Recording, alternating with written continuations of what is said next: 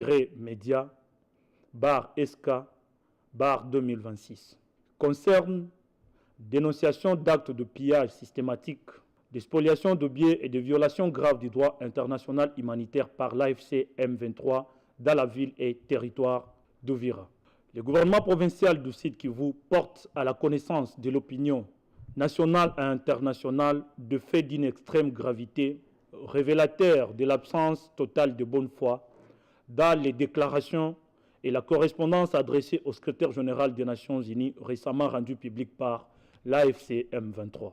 Contrairement aux engagements et à la rhétorique contenue dans la dite correspondance du 15 janvier 2026, il est établi qu'à la date même de sa signature, l'AFC M23 organisait et exécutait des opérations de pillage systématique coordonnées dans la ville d'Uvira et ses environs, démontrant ainsi un mépris manifeste envers les principes du droit international humanitaire et des droits humains.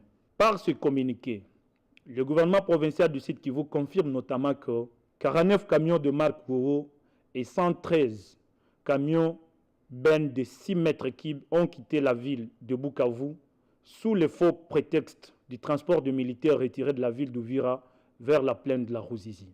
Ces convois ont servi en réalité au transport illicite de biens appartenant à l'État congolais et à des particuliers acheminés directement vers la République du Rwanda.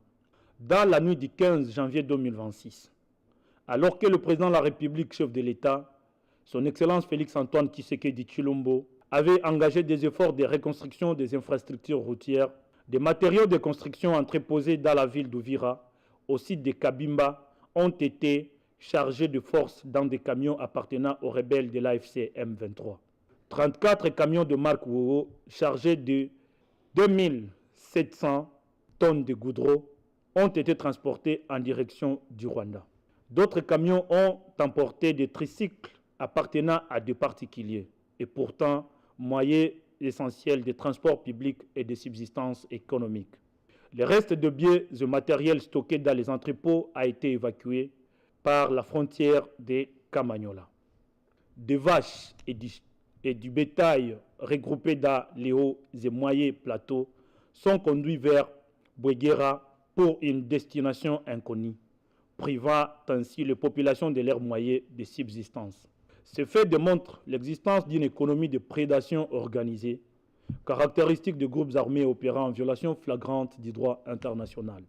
Ces actes constituent de violations graves, notamment de l'article 33 de la 4e Convention de Genève interdisant le pillage, de l'article 52 du protocole additionnel 1 protégeant les biens à caractère civil, de l'article 8 du statut de Rome de la Cour pénale internationale qualifiant le pillage de crime de guerre, des instruments juridiques internationaux relatifs à la protection du droit de propriété et du pacte international relatif aux droits économiques, sociaux et culturels. Ces crimes, ces actes criminels aggravent de manière délibérée la crise alimentaire déjà sévèrement ressentie dans la ville et le territoire d'Uvira. Le coût de la vie, dans une zone désormais coupée de ses circuits normaux d'approvisionnement en denrées de première nécessité et en produits manufacturés.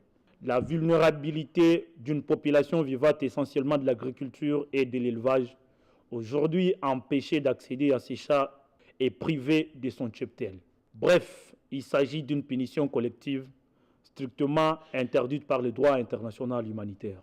Le gouvernement provincial du Sud Kivu considère que la destruction systématique de moyens de subsistance, le pillage massif, la spoliation économique et l'asphyxie alimentaire volontaire constituent une stratégie criminelle planifiée, susceptible de qualification en crime de guerre et crime contre l'humanité.